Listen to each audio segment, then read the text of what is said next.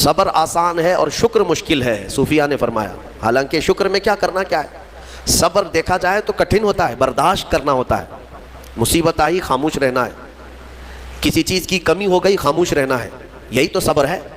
گناہ کی خواہش ہوئی لیکن نہیں کیا، یہی صبر ہے۔ صبر دیکھا جائے تو مشکل ہے، لیکن صوفیہ کرام فرماتے ہیں صبر سے زیادہ مشکل شکر ہے۔ شکر ہے وہ کیسے؟ کہا کہ اس لیے کہ جب خوشیاں آتی ہیں تو عام طور پر انسان ہر چیز بھول جاتا ہے، اسے یاد ہی نہیں رہتا کہ دینے والے کا مجھے شکر بجا لانا چاہیے، وہ بھول جاتا ہے۔ یہی تو ہم نے دیکھا ہے۔ آپ تھوڑا سا تجزیہ کر کے دیکھ لیں اپنی زندگی میں، تھوڑا غور و فکر کر کے دیکھ لیں۔ ہمارے گھروں میں بھی جو کچھ بھی ایکٹیویٹیز ہوتی ہیں، جو معمولات چلتے ہیں، اگر گھر کے اندر کوئی مصیبت آئی تو آپ فاتحہ کروائیں گے، قرآن پڑھوائیں گے۔ میت ہو گئی تو کیا کریں گے؟ سب سے پہلے قرآن پڑھواتے ہیں۔ کسی کی بیماری ہو گئی، نزا کا وقت آیا، کسی کو بلایا، آپ قرآن پڑھوا رہے ہیں۔ بہت سخت بیمار ہے، پانی پڑھ کر کے پھکوا رہے ہیں۔ یہ ساری مصیبتوں کے وقت آپ قرآن یا عبادت کی طرف جا رہے ہیں، سجدہ کر رہے ہیں۔ لیکن کبھی شادی ہو رہی ہے گھر میں، بچے کا عقیقہ ہو رہا ہے، ولیمہ ہے، منگنی ہے، ان سب مواقع پر جو خوشیوں کے ہیں، کب قرآن خوانی ہوتی ہے؟ کب قرآن پڑھا جاتا ہے؟ کیا رب ذوالجلال کی بارگاہ میں پہلے سے کوئی شکرانے کی محفل ہوتی ہے؟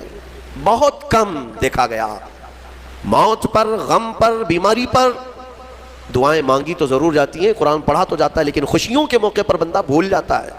اسی لیے صوفیہ اکرام نے فرمایا شکر جو ہے یہ مشکل ہے، اور منافق شکر نہیں کر سکتا۔ یہ مومن کو عطا کی ہوئی نعمت ہے شکر کرنا۔ شکر کیسے کریں گے آپ؟ شکر کے بہت سارے طریقے ہیں۔ صرف یہ نہیں ہے کہ زبان سے کہہ دیا الحمدللہ، بلکہ تمہارے ہاتھ و پیر بھی شکر بجا لاتے ہیں، تمہاری زبان بھی اور تمہارا دل بھی۔ تینوں طریقے ہیں شکر کے۔ کسی کی زبان چلتی ہی نہیں تو کیا وہ شکر گزار نہیں ہے؟ لیکن اگر اللہ رب العزت کے حوالے اپنے آپ کو کر دیا، دل سے وہ کہتا ہے کہ مولا میرا کچھ نہیں، سب تیرا ہے، وہ دل سے کہہ رہا ہے، اس کے دل کا شکر ہے۔ وہ ہاتھ اور پیر اگر عبادت کے لیے اٹھاتا ہے تو یہ ہاتھوں اور پیروں کی طرف سے اللہ کا شکر ہے، اور پھر زبان سے اگر کہتا ہے تو یہ زبان کا شکر ہے، الحمدللہ۔ اور میرے عزیزو، اللہ تبارک و تعالیٰ کو شکر ہی پسند ہے، اور شکر کا جو سب سے بہترین لفظ ہے وہ کیا ہے؟ شکر کرنے کا اللہ کا سب سے بہترین لفظ کیا ہے؟ الحمدللہ، یہی ہے نا۔ آپ کو عادت ڈالی گئی ہے کہ کسی نے بھی اگر آپ سے پوچھا کہ طبیعت کیسی ہے تو آپ کیا کہتے ہیں؟ الحمدللہ، چاہے سر درد ہو ہی رہا ہو لیکن آپ کہتے ہیں الحمدللہ۔ یہ شکر کرنے کا سب سے بہترین لفظ کیا ہے؟ الحمدللہ۔ اب میں آپ کو بتاتا ہوں یہ سب سے بہترین لفظ ہے، اسی لیے دیکھو کہ اللہ نے اپنی کتاب، آخری کتاب قرآن بھی اپنے حبیب پر اتارا تو اس کا سب سے پہلا ورڈ کیا رکھا؟ الحمدللہ۔ الحمدللہ سے پورا قرآن شروع ہوا۔ پھر تم اگر مولا کی بارگاہ میں عبادت کے لیے کھڑے ہوئے، نماز کے لیے رکعت باندھے، امام اگر کہیں سے جہر میں شروع کیا تو کہاں سے؟ نماز میں بھی اگر امام قرات شروع کرتا ہے تو کہاں سے شروع کرتا ہے؟ الحمدللہ سے ہی شروع کرے گا۔ میرے عزیزو، اتنا ہی نہیں بلکہ روایتیں ملتی ہیں کہ آدم علیہ السلام کو جب پیدا کیا گیا اور ان کے جسم میں روح ڈالی گئی، آپ کو چھینک آئی، سب سے پہلے آپ کی زبان سے نکلا الحمدللہ۔ اس سے اندازہ کرو کہ میرا مولا شکر پسند کرتا ہے، شکر پسند کرتا ہے۔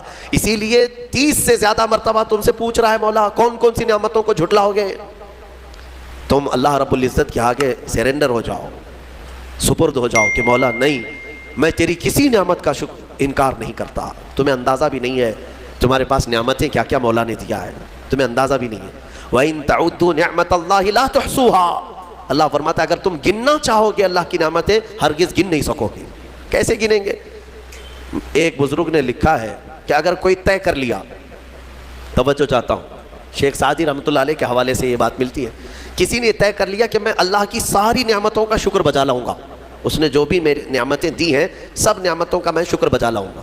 ٹھیک ہے، تمہاری زبان اللہ نے دیا ہے، یہ ایک نعمت ہے، ناک نعمت ہے، کان نعمت ہے، آنکھ نعمت ہے، ہاتھ ہیں، انگلیاں ہیں، پورے جسم میں ایک ایک عضو اللہ کی نعمت ہے۔ پھر پلس اس کے علاوہ جینے کے لیے جو یہاں پر گھر دیا یہ نعمت ہے، زمین پر چلنے کی طاقت دی یہ نعمت ہے، اور سونے کے لیے ہمیں بستر دیا، پہننے کے لیے کپڑے دیا یہ نعمت ہے، رشتہ دار دیا یہ نعمت ہے، اولاد دیا یہ نعمت ہے، ماں باپ دیا یہ نعمت ہے، اچھے دوست دیا یہ نعمت ہے، اسلام دیا یہ نعمت ہے۔ ایمان پر رکھا یہ نعمت ہے، اپنے آخری نبی کی امت میں پیدا کی یہ نعمت ہے، یہ ہزاروں نعمتیں ہیں۔ لیکن اگر تم چلو طے کر لیتے ہو کہ میں اللہ کی ساری نعمتوں کا ایک ہی بات دیگرے شکر بجا لاؤں گا، اے اللہ تو نے مجھے زبان دی الحمدللہ، تو نے مجھے ناک دی الحمدللہ، سب نعمتوں کا شکر کرنے کا اگر کسی نے ارادہ کر لیا تو شیخ سعدی فرماتے ہیں تو پہلے وہ بیٹھ جائے، اس کو اللہ نے جو سانسیں دی ہیں نا یہ سب سے بڑی نعمت ہے۔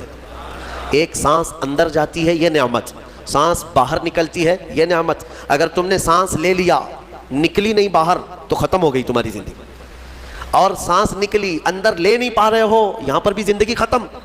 سانس لینا ایک نعمت، سانس باہر چھوڑنا یہ ایک نعمت۔ شیخ سعدی فرماتے ہیں اور ہر سانس نہیں ہوتی ہے، پرانی سانس نہیں آئے گی، پھر ہر سانس نہیں ہے، تو ہر سانس کے بدلے ہی تم اگر الحمدللہ کہتے رہ جاؤ گے تو زندگی گزر جائے گی سانسوں کے شکر پر، باقی نعمتیں ویسی ہی رہ جائیں گی، صرف سانسوں کے شکر پر تو زندگی گزر جائے گی۔ میرے عزیزوں اندازہ بھی نہیں کر سکتے کہ اللہ نے کون کون سی نعمتوں سے نوازا ہے۔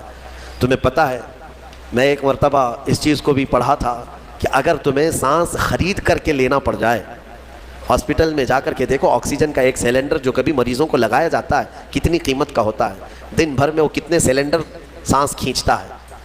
اس اعتبار سے اگر تمہاری زندگی 60 سال کی ہوئی اور 60 سال تمہیں آکسیجن خرید کر کے لینا پڑا تو تقریباً اس کی قیمت جو ہے کئی 100 کروڑ میں چلی جاتی ہے۔ ایک اندازے کے مطابق 50 سے 60 کروڑ کا آکسیجن تمہیں لگ جاتا ہے، تو کیا یہ ہر آدمی کیپیبل ہے اپنی سانسوں کو پیسے سے خرید سکے گا؟ اور رب ذوالجلال نے تمہارے لیے اتنی آسانیاں کی ہیں کہ سانس ایسا نہیں ہے کہ فلاں شہر میں ملتی ہے جا کر کے لائیں اور پھر کھینچیں، تم جہاں ہو تمہاری ناک کے قریب ہوائیں کیا ہے۔ اس رب قدیر نے اتنی بڑی نعمتوں سے تمہیں نوازا، تمہیں اندازہ بھی نہیں ہے۔ اور اسی لیے رب تعالیٰ فرماتا ہے فَبِأَيِّ آلَاءِ رَبِّكُمَا تُكَذِّبَانِ، تم میری کون کون سی نعمتوں کو جھٹلاؤ گے۔ حاتم اسم ایک بزرگ ہے، حضرت حاتم خلیفہ ہارون رشید کے زمانے کے ہیں۔ خلیفہ ہارون رشید کے زمانے میں بادشاہ نے ایک مرتبہ ان کو طلب کیا اور پوچھا کہ کچھ نصیحت کیجیے آپ مجھے۔ وہ اکثر بڑے بڑے علماء کو دربار میں بلاتا اور نصیحت حاصل کرتا۔ حضرت حاتم اسم رضی اللہ تعالیٰ عنہ نے بادشاہ سے ایک سوال کیا کہ ہارون اگر تمہارے ساتھ ایسا ہو جائے زندگی میں اور پیاس کی شدت ایسی ہے کہ تم بلک رہے ہو، اگر تم کو کوئی ایک گلاس پانی دینا چاہے اور وہ پیسوں میں دینا چاہے اور اس آدمی کے علاوہ کسی کے پاس پانی نہیں ہے، تم ایسی جگہ پر پہنچ گئے ہو جنگل میں یا صحرا میں، تو تم اس کو کتنے پیسے دے کر خرید سکتے ہو؟ ایک گلاس پانی وہ بہت بڑی قیمت لگا رہا ہے، تم کو اگر بہت شدت کی ضرورت ہے تو تم کتنا مال دے کر کے خریدو گے؟ خلیفہ ہارون رشید نے کہا میں اپنی آدھی سلطنت بھی دینے کو تیار ہو جاؤں گا ایک گلاس پانی، کیونکہ ضرورت ہے انسان کی، جان بچانا ہے۔ تو حاتم اسم نے کہا ٹھیک ہے، تمہیں پانی تو مل گیا، کبھی ایسا ہوا تمہاری زندگی میں تم نے پانی تو پی لیا، پیٹ بھر کر پی لیا، پیٹ بھر کر کے، لیکن پانی اب نکلتا نہیں ہے، باہر نہیں نکلتا پانی، کوئی صورت ہی نہیں ہے کہ تمہارا پانی باہر آئے، پیشاب بند ہو چکا ہے۔ کوئی ایک حکیم ایسا ہے جو تم سے یہ کہے کہ میں تیرے پیٹ کا پانی باہر نکال دوں گا تو اسے کتنی قیمت دے گا؟ ہارون رشید نے کہا اس کو بھی میں اپنی آدھی سلطنت دے دوں گا، میرا پانی نکالتا ہے۔ تو حضرت حاتم اسم نے فرمایا ہارون تیری پوری سلطنت کی قیمت ایک گلاس پانی کے برابر ہے، اگر نہ ملے تو آدھی سلطنت اور مل جائے نکالنے کے لیے آدھی سلطنت